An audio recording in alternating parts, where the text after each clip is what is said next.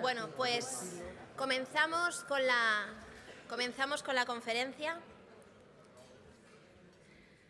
Ségolène Royal fue ministra de Medio Ambiente, Energía y Asuntos Marinos por el Partido Socialista francés desde abril del 2014 y hasta mayo de 2017. Actualmente es presidenta de la COP21 de las Naciones Unidas sobre el Cambio Climático. Recientemente también fue nombrada enviada especial por el presidente Macron para la ISA y como embajadora de los polos. Su carrera política comenzó a despuntar en 1982, cuando fue nombrada asesora del presidente de la República Francesa de aquel momento, François Mitterrand, hasta 1988. Después fue elegida miembro del Parlamento francés durante 4 periodos, entre 1988 y 2007, también ocupando diferentes carteras ministeriales en este tiempo en ámbitos de educación, de medio ambiente y de familia. En el 2007 fue finalista de las elecciones presidenciales, siendo la primera mujer en Francia en ser candidata presidencial para un partido importante, para el Partido Socialista, y quedándose a las puertas de convertirse en la primera presidenta de la República de Francia. La vida de Ségolène comenzó en Senegal, cuando aún era una colonia francesa. Estuvo casada casi 30 años con François Hollande, con quien tuvo 4 hijos. Es una mujer luchadora, defensora de los derechos de la mujer y también, por ende, de la igualdad de género. Trabajadora incansable. Ha escrito algunos libros sobre feminismo y el empoderamiento de la mujer, pero también sobre medio ambiente, que es el tema que nos ocupa hoy. De hecho, precisamente hoy nos hablará del último manifiesto por una justicia climática. Hoy la ministra Royal nos hablará del cambio climático y de los 3 retos para evitarlo. Un aplauso, por favor, para nuestra invitada de hoy.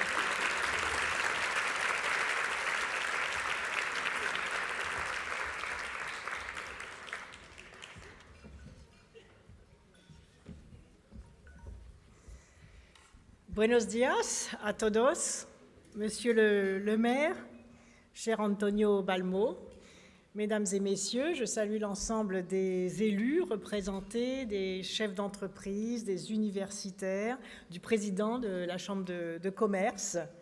Je suis très heureuse, les agradezco por invitarme al Cornella Creatio Forum cette année. Et je vais bien sûr continuer en français, en vous laissant peut-être le temps de mettre vos petites oreillettes pour traduire ce que j'ai à vous dire. Je vais vous parler du réchauffement climatique, de l'accord de Paris sur le climat.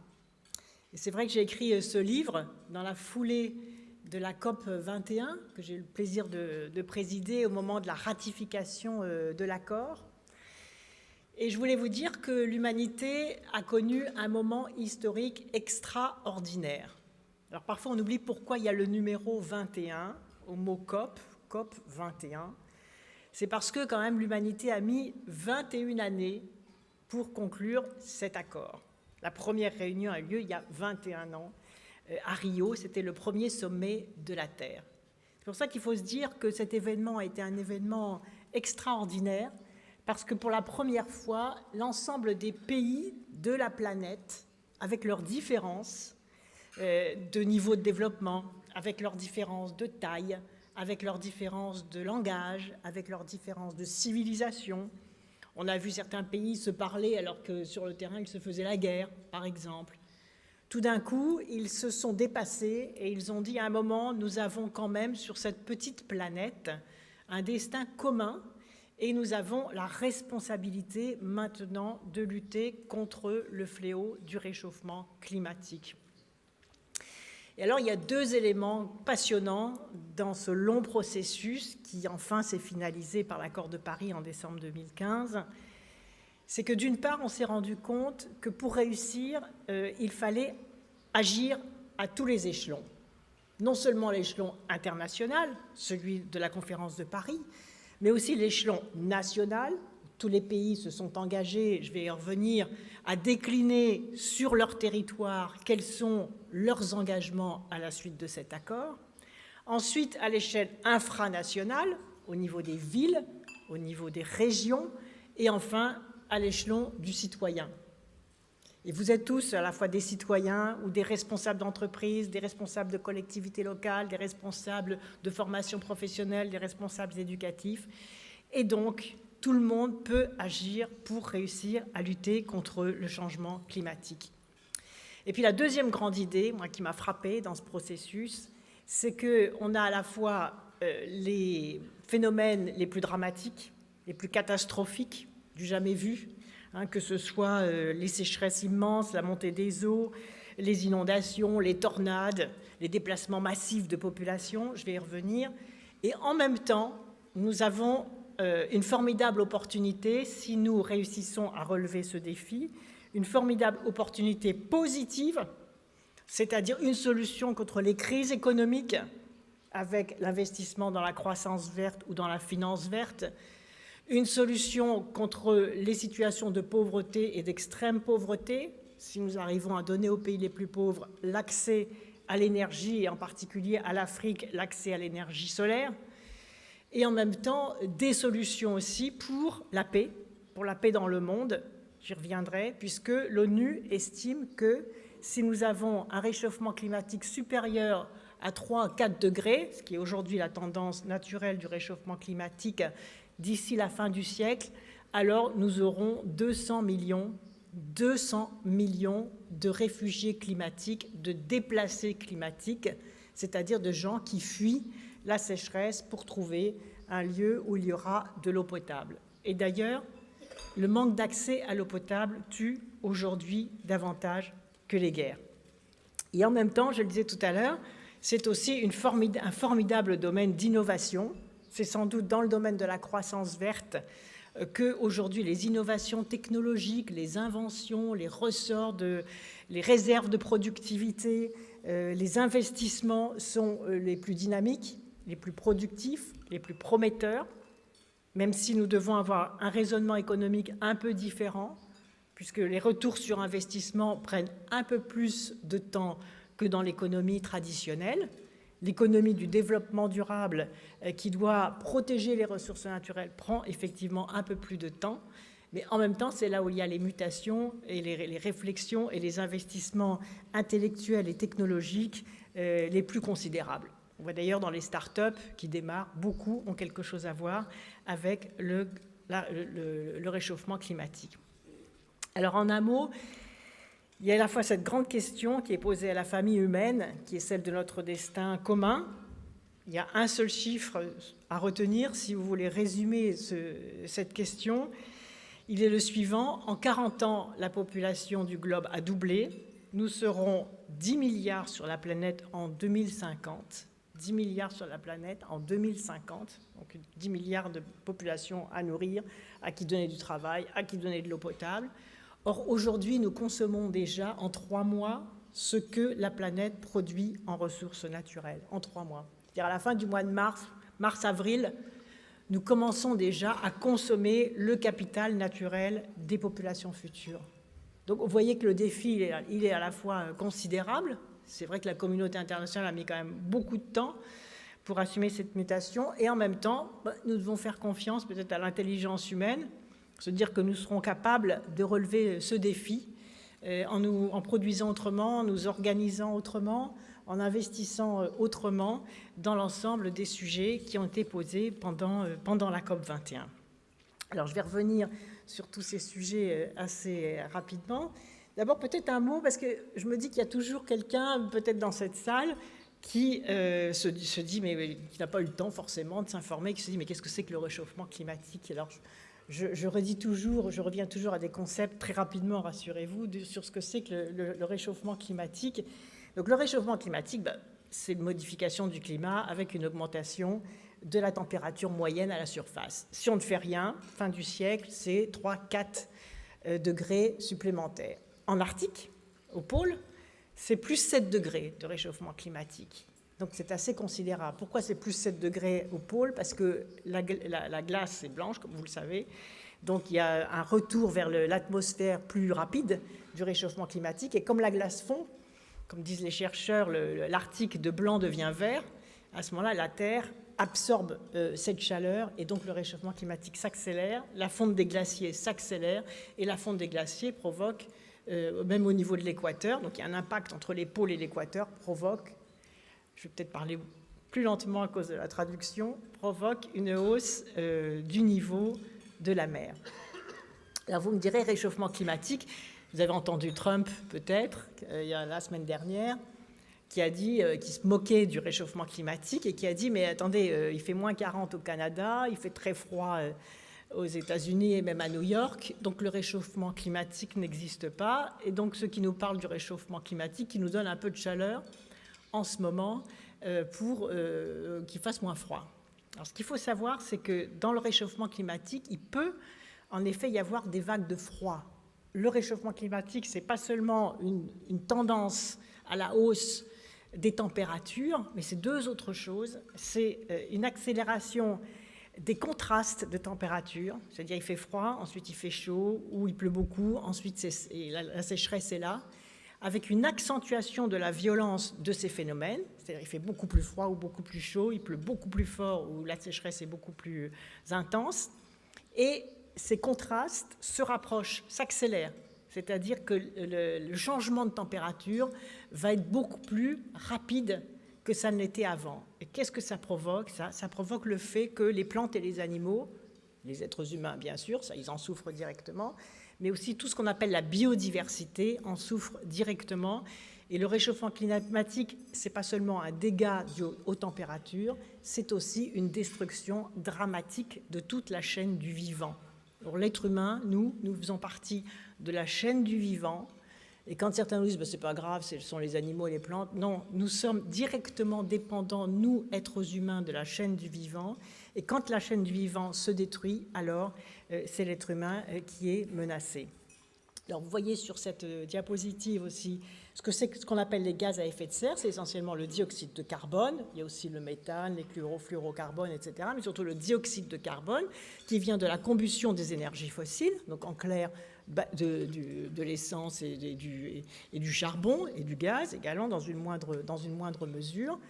Et l'utilisation de ces énergies qu'on appelle les énergies fossiles provoque donc avec ce dioxyde de carbone ces gaz à effet de serre. Et vous voyez que le réchauffement, les rayons du soleil qui sont en jaune, au lieu de repartir ensuite vers l'atmosphère, restent coincés en dessous de cette serre, comme une serre où on fait pousser les plantes, en effet. Donc c'est le même mécanisme, et retombe donc vers la planète, et du coup provoque ce réchauffement climatique.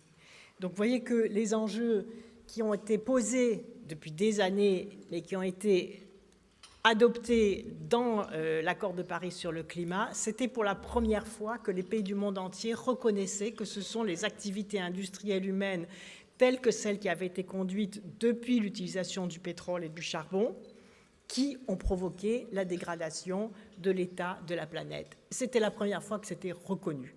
C'est pour ça d'ailleurs qu'aujourd'hui, le nouveau président des États-Unis d'Amérique dit « Mais non, moi je vais sortir de l'accord de Paris parce que les États producteurs de charbon ou producteurs de pétrole qui ont voté pour moi sont très mécontents et donc je ne veux pas les engager dans cet accord de Paris. » Mais tous les pays producteurs de pétrole au moment de l'accord de Paris et tous les pays producteurs de charbon ont été conscients, c'est ça qui a été très nouveau et historiquement très important, c'est que les pays dont la croissance économique dépend des énergies fossiles se sont dit aussi nous devons nous engager aussi dans l'accord de Paris sur le climat.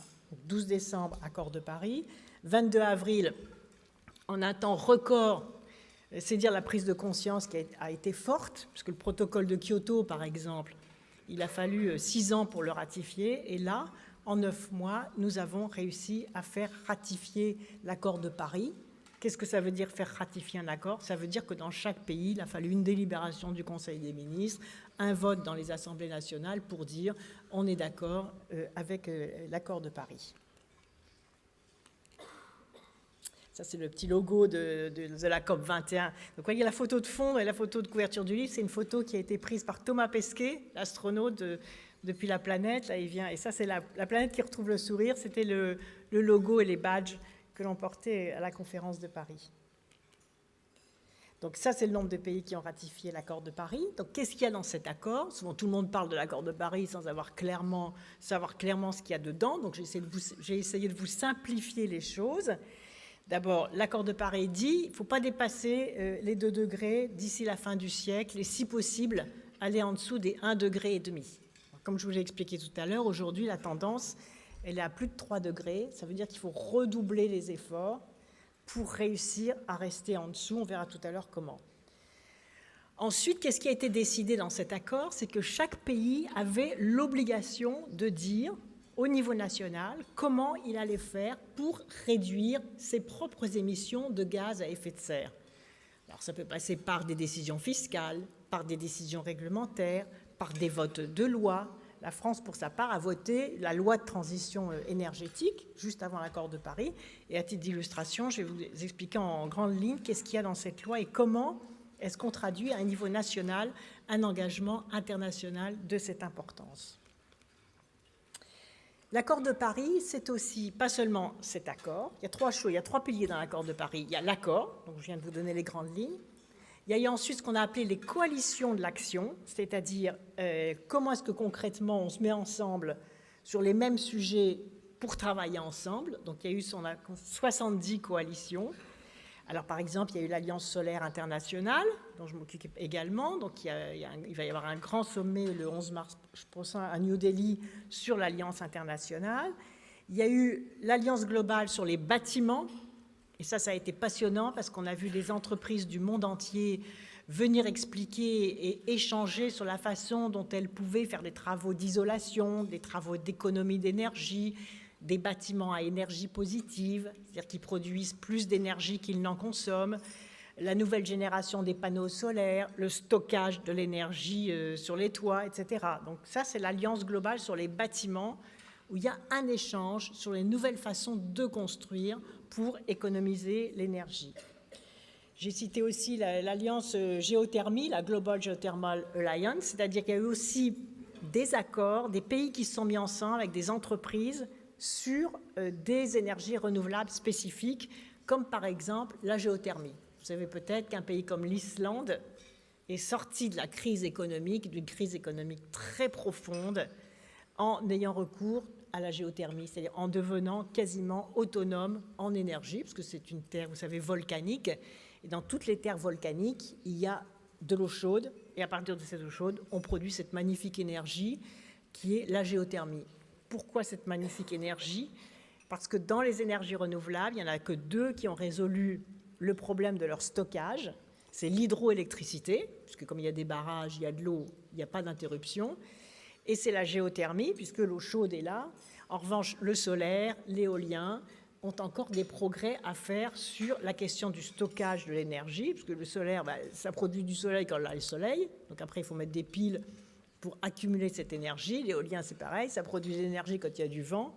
Et donc, aujourd'hui, la prochaine révolution énergétique, elle se fera sur l'amélioration des mécanismes et des technologies de stockage de l'énergie. Et c'est pour ça qu'en complément de l'accord de Paris sur le climat, il y a eu tous ces engagements opérationnels qui ont été pris.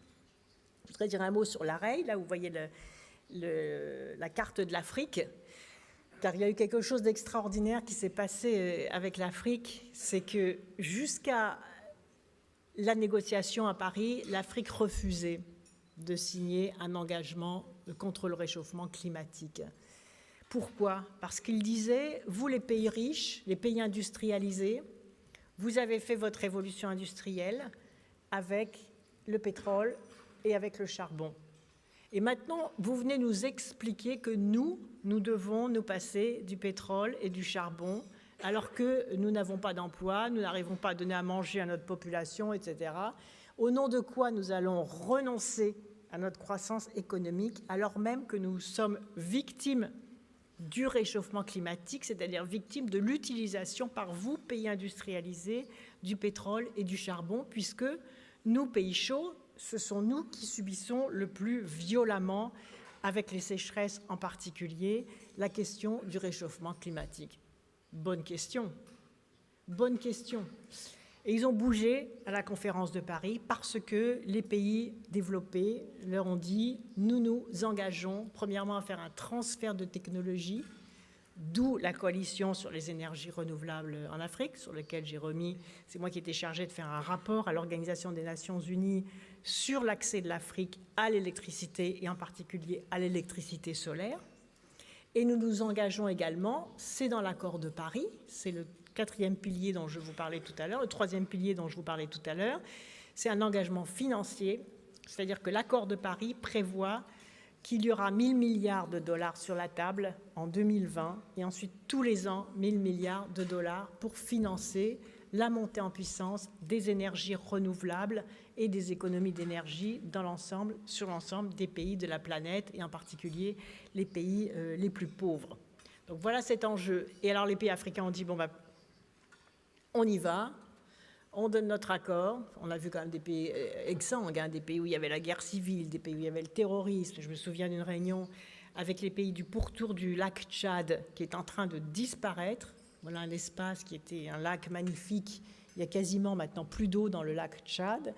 Et comme par hasard, c'est autour du lac Tchad que se sont formés les groupes de Boko Haram, les groupes de terroristes autour du lac Tchad, parce que, comme je vous l'expliquerai tout à l'heure, il y a un lien maintenant très direct, on a démontré qu'il y a un lien très direct entre le réchauffement climatique, les crises alimentaires, la destruction des communautés villageoises qui n'ont plus d'eau et qui ne peuvent plus cultiver la terre, et la montée en puissance des groupes terroristes qui exploitent cette jeunesse laissée à elle-même. Et on a vu donc ces pays autour du lac Tchad se mettre ensemble et dire on va réfléchir ensemble, on va agir pour faire quelque chose sur la question de la disparition du lac Tchad. On veut avoir accès aux technologies, on veut avoir accès à l'énergie solaire et on veut vraiment restaurer l'équilibre de nos communautés villageoises pour que les gens puissent tout simplement manger tous les jours, boire tous les jours de l'eau potable et développer l'économie.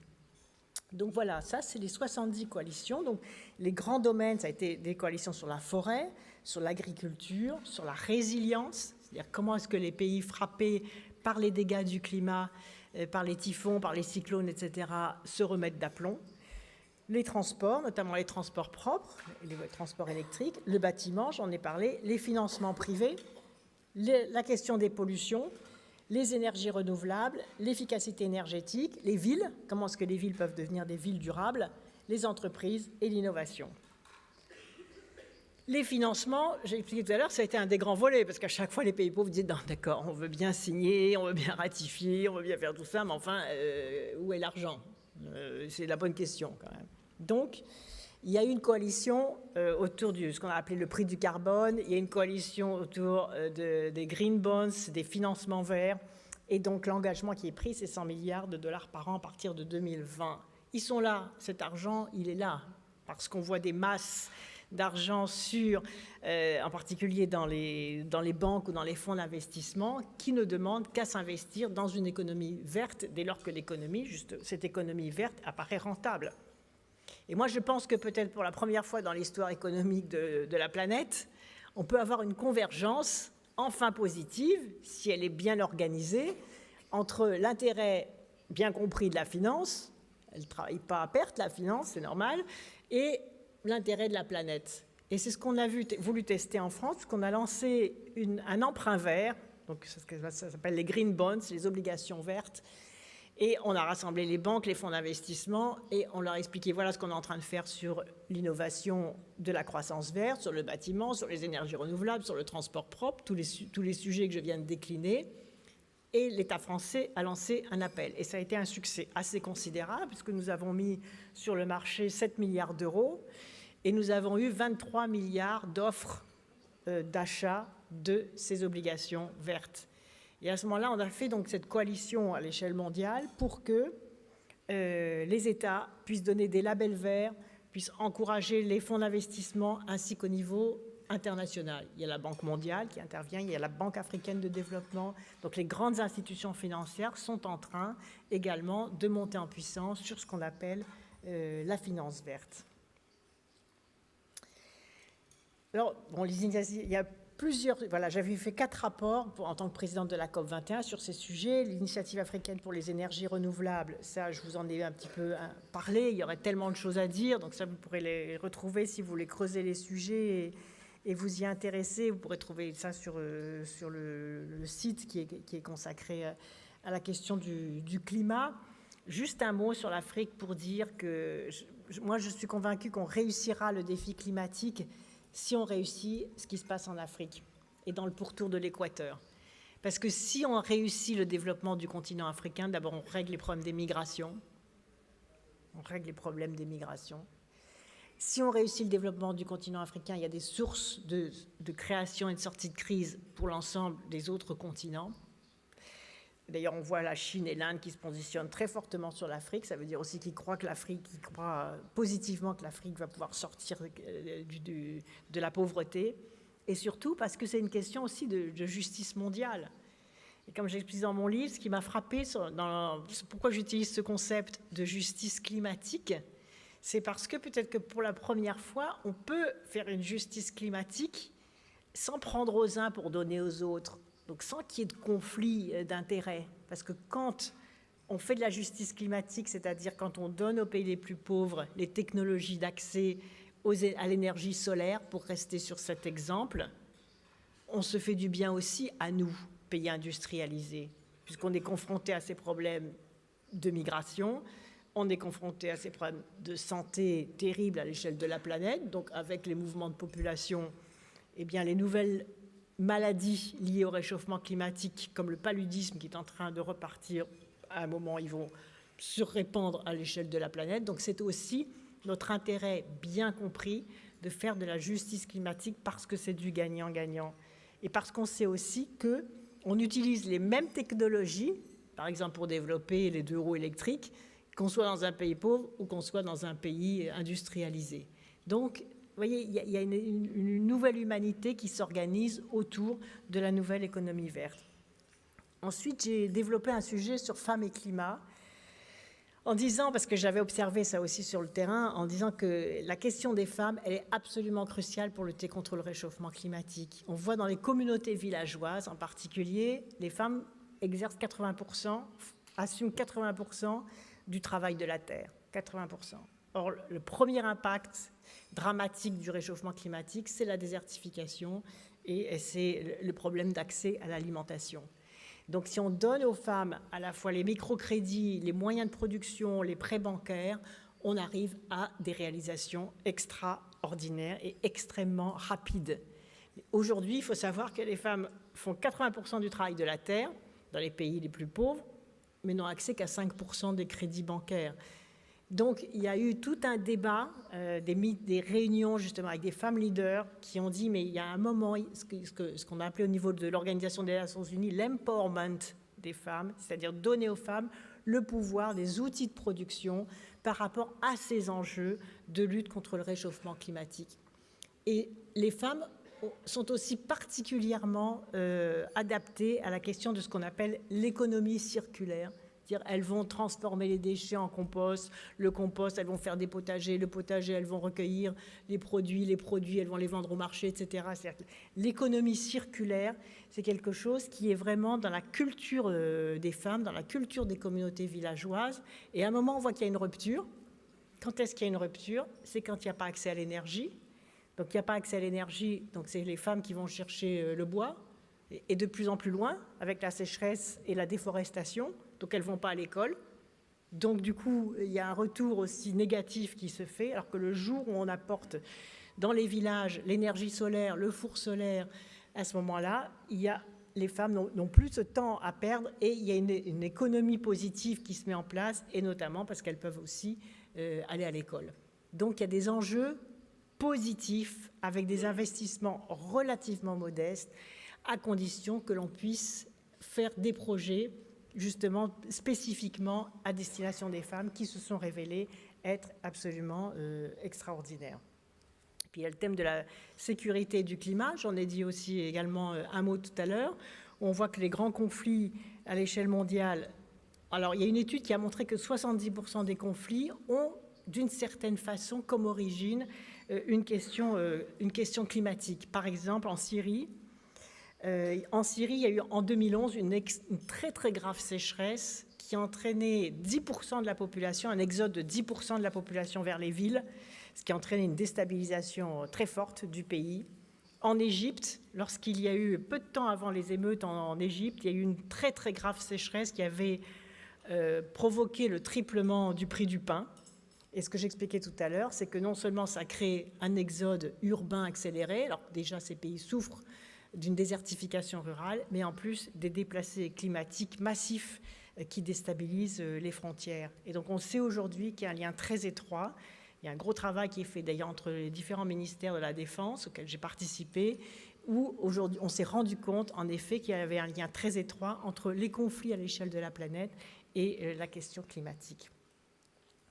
Donc ça, c'est la loi de transition énergétique. Je passe vite. C'était l'exemple que j'évoquais tout à l'heure. Qu'est-ce que ça veut dire, un engagement national d'un pays sur la lutte contre le réchauffement climatique? Vous voyez, par exemple, la France s'est fixé des grands objectifs dans une loi que j'ai fait voter avant la conférence de Paris. Et par exemple, nous nous sommes fixés moins 40% des émissions de gaz à effet de serre, moins 30% de consommation des énergies fossiles, une réduction aussi de la consommation énergétique, une réduction du volume des déchets mis en décharge, une montée en puissance de la part des énergies renouvelables jusqu'à 32% de ce qu'on appelle le mix énergétique. Et cette loi a été suivie, bien évidemment, de décrets d'application qui ont permis, grâce à la hausse du tarif de rachat des énergies renouvelables, qui ont permis aux entreprises d'investir dans les énergies renouvelables parce qu'on augmentait la rentabilité de l'investissement dans ces énergies renouvelables. Et aujourd'hui, la France a une grande tradition d'énergie nucléaire, comme vous le savez. Donc il y a une baisse de la part de l'énergie nucléaire qui a été votée dans cette loi de 75 à 50% de la consommation d'électricité. Et aujourd'hui, nous produisons l'équivalent de 6 réacteurs nucléaires en matière d'énergie renouvelable. Donc ce sont des processus sur lesquels nous continuons à monter en puissance, justement pour être exemplaires dans l'application de l'accord de Paris sur le climat. En parallèle, très brièvement, on a fait voter la loi sur la biodiversité, c'est ce que j'expliquais tout à l'heure. Il y a un lien très étroit entre le réchauffement climatique et la disparition de la biodiversité.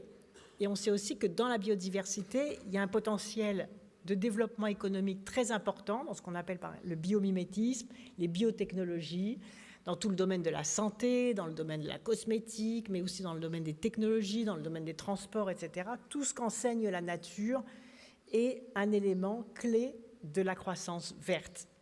On dit aussi qu'il y a dans la nature des solutions à la lutte contre le réchauffement climatique. Vous savez, le premier agent efficace de lutte contre le réchauffement climatique, c'est la forêt. C'est la replantation des arbres. Quand vous avez des îlots de replantation dans les villes, vous pouvez faire baisser la température de 5 ou 6 degrés. Entre deux quartiers de ville, un qui va replanter ou mettre des façades végétalisées, des toitures végétalisées, et un qui n'aura pas fait cette végétalisation, il peut y avoir 5 ou 6 degrés d'écart. Plus les métiers qui vont avec, paysagistes, entretien des arbres, etc., les serres, les horticulteurs, etc. Donc il faut aussi penser l'aménagement des villes en utilisant les solutions données par la nature. Autre exemple de solution donnée par la nature, vous savez qu'avec la montée des eaux, les rivages des pays sont dramatiquement exposés, disparition des plages, effondrement des villes côtières dans la mer, etc., comme sur tout l'ouest africain. Et on s'est rendu compte que si on replantait ce qu'on appelle les mangroves, c'est-à-dire des plantes aquatiques sur 5 mètres de large, on pouvait atténuer la force d'une vague de 7 mètres de haut. Donc si on avait moins détruit la nature, si on n'avait pas arraché les mangroves, par exemple dans certains pays, eh bien on avait des phénomènes climatiques beaucoup moins catastrophiques. Donc il y a tout un travail de replantation, de redécouverte de ce qu'on appelle les services rendus par la nature, et en particulier tout ce qui est lutte contre les pesticides aussi, avec la disparition des insectes, la disparition des abeilles. Ce sont des services qui étaient rendus par la nature, par les abeilles, par les insectes pollinisateurs, qui ont été détruits par la pollution et par les pesticides. Et donc, il faut non seulement arrêter ces pollutions, mais en plus, il faut trouver des produits de substitution qui permettent à ces populations d'abeilles et d'insectes pollinisateurs de remonter en puissance. Donc, l'accord de Paris, pour résumer, c'est la prise de conscience, la justice climatique, ça je l'ai vu, les femmes et climat. Les femmes, premières victimes du réchauffement climatique, ce n'est pas d'abord parce qu'elles sont les plus pauvres. Ensuite, là, ça j'ai mesuré, on a mesuré au niveau de l'ONU que les femmes utilisaient 40 milliards d'heures par an pour aller chercher de l'eau. Vous vous rendez compte? Tout ce travail qui pourrait être mis, au contraire, dans une activité économique valorisante. Cette jolie phrase de Vandana Shiva, vous savez, qui est cette femme qui a mobilisé les femmes d'Amazonie dont on coupait les arbres, puis toutes les femmes qui étaient pourtant des femmes illettrées, qui n'allaient pas à l'école, qui avaient juste senti que quelque chose de dramatique se passait avec la déforestation en Amazonie. Donc elles se sont rassemblées, elles ont mis leurs bras comme ça autour des arbres, et du coup les arbres n'ont pas été abattus. Donc ça c'est Vandana Shiva qui était là d'ailleurs à la conférence de Paris sur le climat.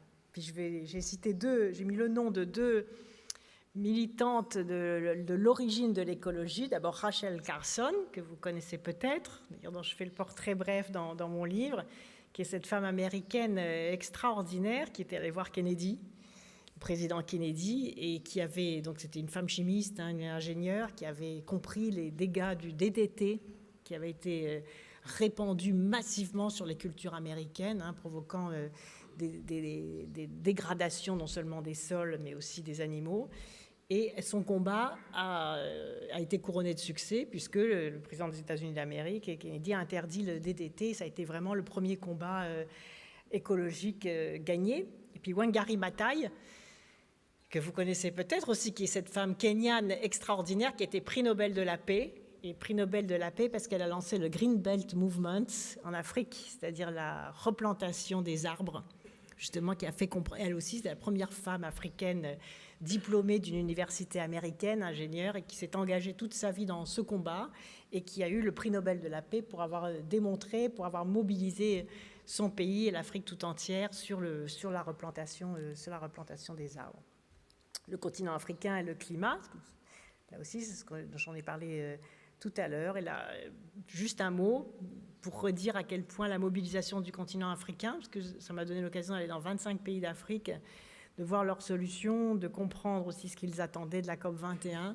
Et partout, j'ai vu une créativité, une volonté d'avancer, quelque chose de très positif, de très engageant, que nous devons absolument développer, des jeunes qui s'engageaient dans les start-up, des entreprises qui se mobilisaient, une population qui ne demandait qu'à agir.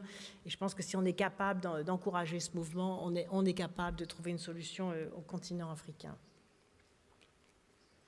La paix et la sécurité, ça j'en ai parlé tout à l'heure, donc là aussi en 2 mots, je résume les choses, et en particulier l'accès à l'eau potable. Puis peut-être un mot aussi pour dire que dans ce combat climatique et environnemental, il ne va pas sans un progrès de la démocratie. Partout où l'environnement se dégrade, en général, c'est parce que les citoyens ne sont pas associés aux décisions qui les concernent. Partout où il y a la loi du silence, partout où la pollution peut se répandre sans qu'il y ait de réactivité, c'est parce que l'information ne circule pas.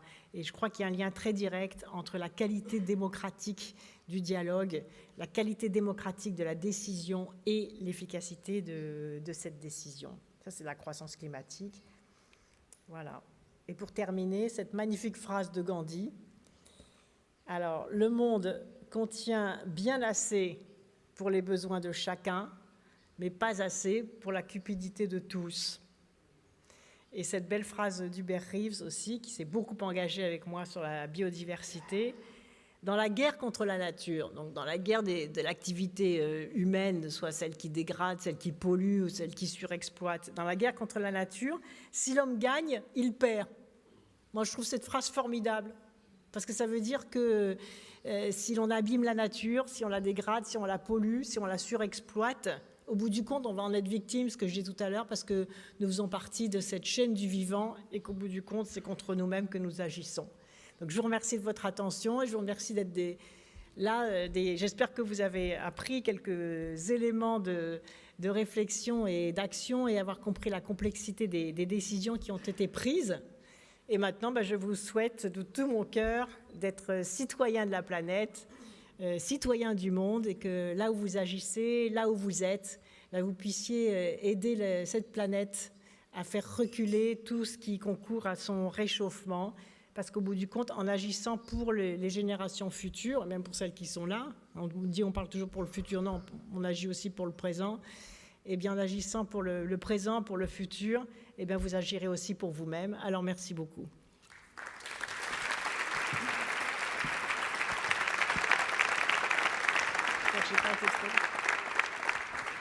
Muchísimas gracias y ahora comenzamos con el habitual turno de preguntas. Por favor, si tienen alguna cuestión que hacerle a la ministra Goyal, levanten la mano y enseguida nuestras azafatas y azafatos les acercarán un micrófono para que puedan hacer la pregunta sin problemas. ¿De acuerdo? Así que comenzamos. ¿Hay alguien que ya tenga alguna pregunta ya preparada para nuestra conferenciante? Aquí tenemos a mano derecha una pregunta. Ahora le acercan el micro por detrás. Bonjour. Juste une question. Je voulais bien que vous nous rappeliez si l'Espagne a bien signé, il est dans les COP 21 ou pas. Oui. Alors, bonne question, hein, vous avez raison. L'Espagne a signé et ratifié. Et comme l'ensemble des pays de l'Union européenne, parce qu'il a fallu une double ratification, ça a été difficile. Il fallait que je me rende au Parlement européen, à la Commission européenne. Il a fallu non seulement une ratification au niveau du Parlement européen, mais aussi au niveau de chacun des États. Alors maintenant, il appartient à chaque État de faire son plan national pour dire comment il met en application ses discours et ses actes. Alors, c'était la première partie de ma question. La deuxième, c'était juste que vous nous rappeliez un peu votre avis au sujet de l'impôt au soleil. De l'impôt au soleil. C'est-à-dire, à l'Espagne, il y avait une loi qui permettait, profiter de tout l'ensoleillement qu'on a ici. Oui. C'est vraiment le plus puissant à l'Europe. Et d'un coup à l'autre, ils ont coupé le fait que tu puisses avoir des panneaux solaires chez toi. Ça, c'est l'impôt au soleil qu'on fait en Espagne. Alors, je voulais que nous partagiez avec nous l'opinion, votre avis au niveau dehors de l'Espagne, qu'est-ce que vous pensez avec ça? Je peux répondre d'une façon globale, hein, c'est-à-dire que l'économie verte, elle doit être encouragée. Et elle doit être encouragée de façon stable. Et par exemple, en France aussi, il y a le crédit d'impôt de transition énergétique qui permet aux citoyens de faire des travaux et de déduire un tiers du coût de ces travaux. Et puis tous les ans, il y a le ministère des Finances qui dit non, ça coûte trop cher, il faut revenir en arrière là-dessus. Donc à chaque fois, effectivement, il faut lutter pour que les décisions positives se fassent. Et ça, je pense que ça pourrait se faire aussi au niveau européen. Il faudrait qu'il y ait des règles communes, ce qui est en train un peu de se faire, pour que l'ensemble des pays puissent cadrer des mesures fiscales, des mesures économiques, des tarifs de rachat d'électricité. Il y a une chose que j'ai faite en France dont je suis particulièrement fière, c'est que j'ai autorisé, et ça a été très difficile parce qu'on a un système très centralisé sur le plan de l'énergie avec EDF, ils ont fini quand même par céder, l'autoconsommation d'énergie. C'est-à-dire qu'aujourd'hui, on a le droit d'installer un panneau solaire, par exemple, un chauffe-eau solaire, et de brancher directement sa consommation énergétique sur son installation. Et c'est très intéressant parce qu'on voit des gens se regrouper dans un quartier, dans un immeuble, dans un village, pour construire ensemble soit une éolienne, soit un four à bois, soit de l'énergie solaire, soit un géothermique, soit une pompe à chaleur, et de partager à la fois l'investissement et le retour sur investissement. Alors, vous serez d'accord que là, on est dans une contradiction énorme ici à l'Espagne. On a signé ça, mais par contre... Vous connaissez la règle, je ne veux pas me prononcer sur merci. Les politiques nationales, donc je vous réponds au niveau des principes. Merci beaucoup. ¿Más preguntas? ¿Alguien más se anima a preguntarle? Otra pregunta a nuestra mano derecha, ahí detrás. Ah, no lo había visto, perdón. Merci tout d'abord pour votre engagement. Je crois que c'est important et surtout de porter la parole telle que vous le faites. Ma question, elle est peut-être plus politique, mais plus globale. Est-ce que le changement de position du président Trump et le revirement de la position des États-Unis peut remettre en cause, au moins partiellement, l'ambition du projet dans son ensemble? Oui, c'est une bonne question, parce qu'effectivement, les pays qui avaient fait autant d'efforts pour faire cet accord de Paris se sont posés cette question. Et cette question est d'autant plus légitime que Barack Obama avait été un acteur clé de l'accord de Paris sur le climat. Je ne sais pas si vous vous souvenez, mais en novembre, il y avait eu les attentats en France. C'était un mois avant la conférence de Paris sur le climat, en novembre 2015. Et la conférence de Paris, c'était le 12 décembre, elle commençait même le 9 décembre 2015. Et c'est Barack Obama qui a dit « on va quand même à Paris ». On va quand même à Paris. Il aurait dit « non, c'est dangereux, il n'y aura pas la sécurité ». Et donc, on doit aux États-Unis d'Amérique d'avoir tenu bon aussi. Et ensuite, il y a une mobilisation avec le premier chinois qui également, et tous les deux, les États-Unis d'Amérique et la Chine, ont dit « on va à Paris ». Et donc, quand il n'y a pas de continuité, effectivement, c'est un problème. Alors, il y a une réponse un peu politique et il y a une réponse juridique. Je vais commencer par la réponse juridique.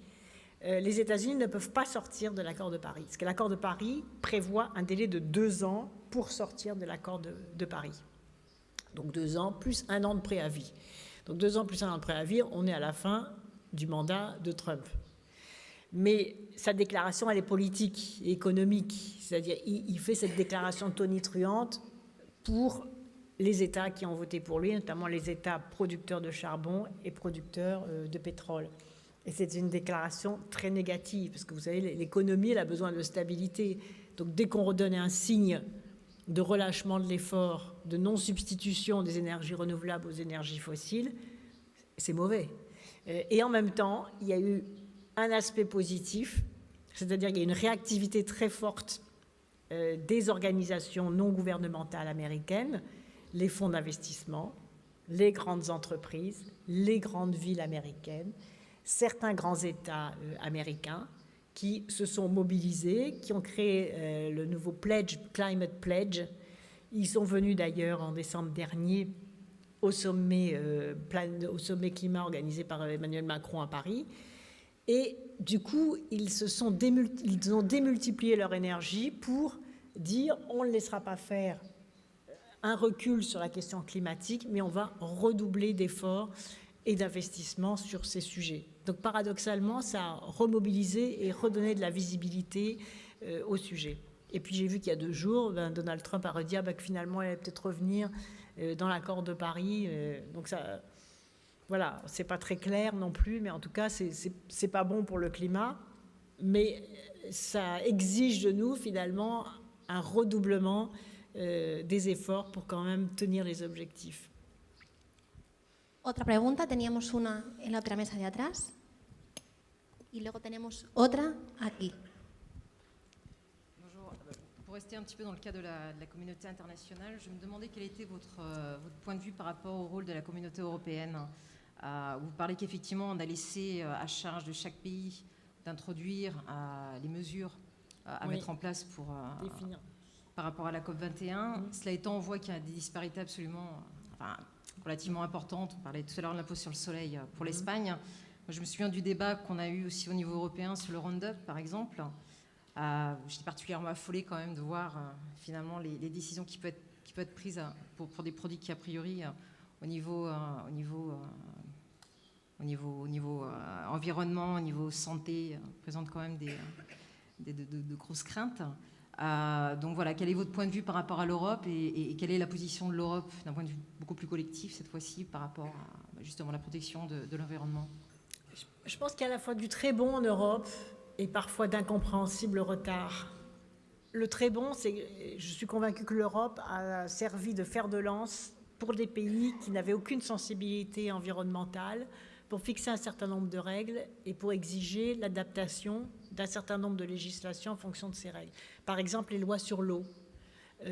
Par exemple, des contraintes sur la qualité de l'air. On voit qu'il y a des normes européennes qui sont très dures et les États qui ont des sanctions quand ils ne respectent pas. Je vois la France, par exemple, elle a eu des sanctions sur la question de la protection de la lutte contre la pollution de l'eau, qui n'était pas suffisante, contre la pollution de l'air, qui n'était pas suffisante. Et ça, je trouve ça très bien. Je trouve très bien qu'il y ait des exigences au niveau européen pour éviter aussi les concurrences déloyales entre pays, entre ceux qui protégeraient l'environnement et ceux qui ne le protégeraient pas, ça serait déloyal.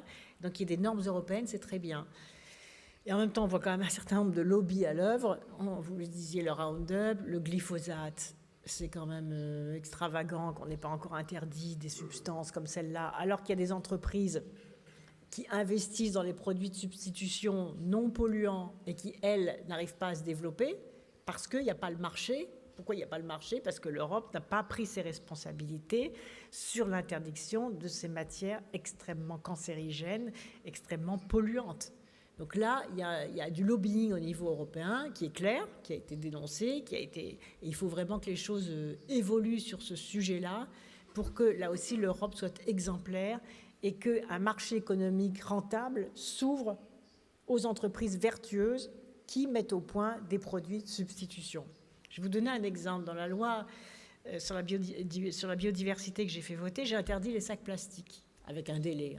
Bon, j'ai interdit les sacs plastiques parce qu'il y avait 17 milliards de sacs plastiques jetables utilisés en France. Alors, je ne vous dis pas au niveau de l'Europe, c'est, je ne sais pas, 300 milliards de sacs plastiques.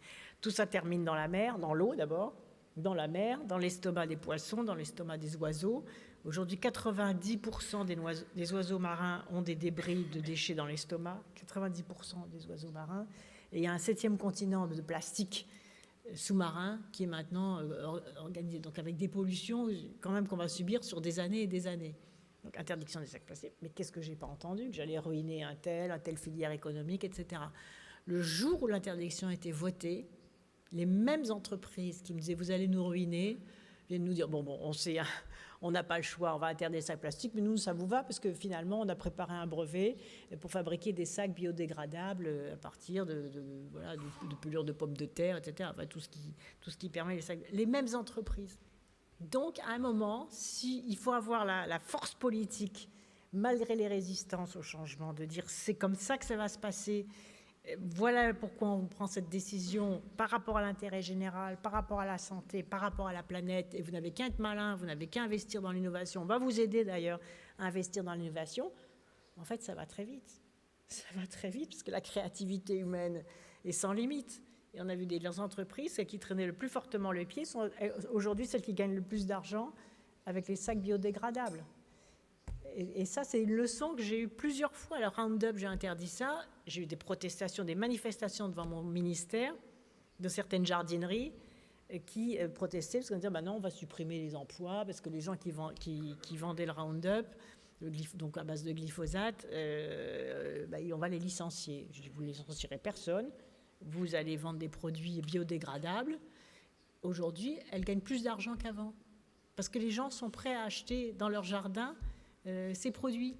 Donc c'est rien, les produits biodégradables, c'est du purin d'ortie, pour la vigne, c'est de la bouillie bordelaise, tous ces produits naturels, d'ailleurs qu'utilisaient nos grands-parents souvent dans leur jardin. Ils gagnent plus d'argent, ils font plus de marge commerciale. C'est malheureux d'ailleurs, j'aurais dit maintenant, non, il faut aussi que ces produits soient moins chers, donc c'est aussi un contrôle. Mais finalement, aujourd'hui, non seulement ils n'ont pas licencié, mais ils ont réembauché.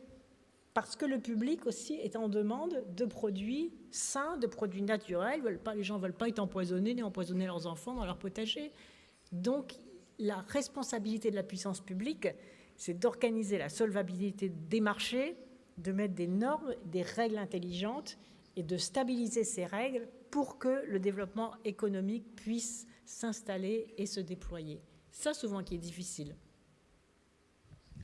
Y la última pregunta la tenemos à la derecha también.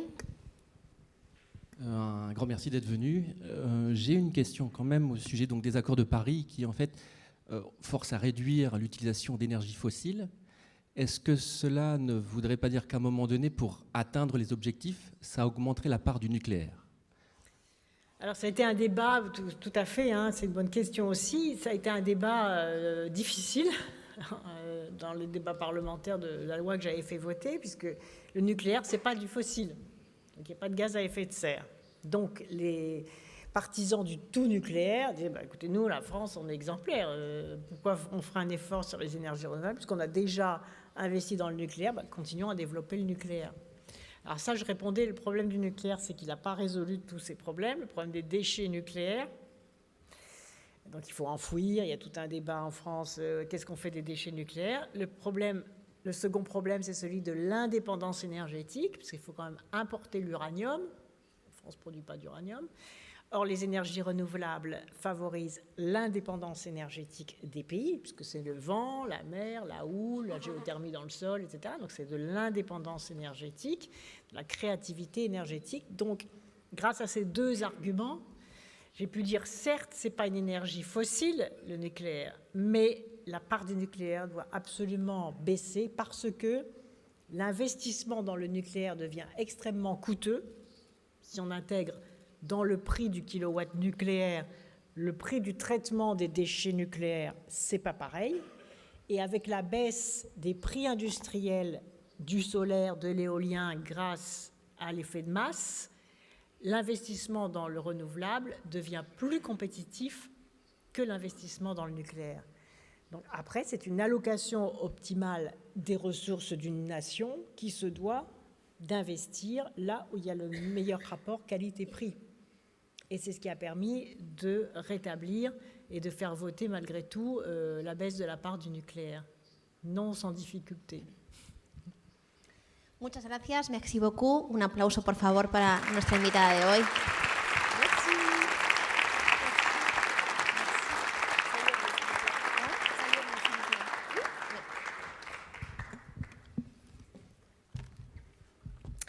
I fins aquí aquesta primera conferència d'aquesta 9a edició del Cornellà Creació Fòrum. La propera cita serà el 16 de març al Museu Bar de les Aigües amb Kepa Aulèstia.